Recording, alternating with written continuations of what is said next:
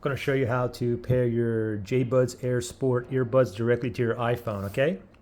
First thing is have your earbuds in a case, and then you want to go ahead and take them out.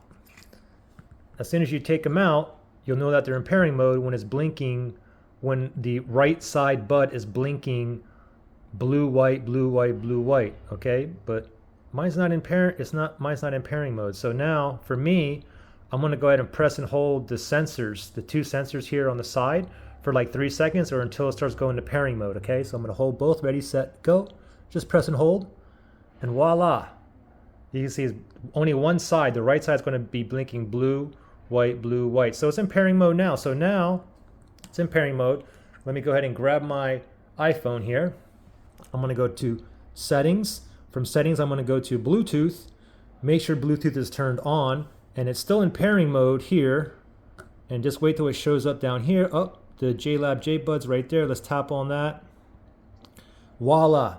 It's connected. I heard it on here as well. Now the thing is, if you have problems connecting or pairing or whatnot, you can always factory reset these. Look in the link below in the description. I'll show you how to factory reset these. Okay?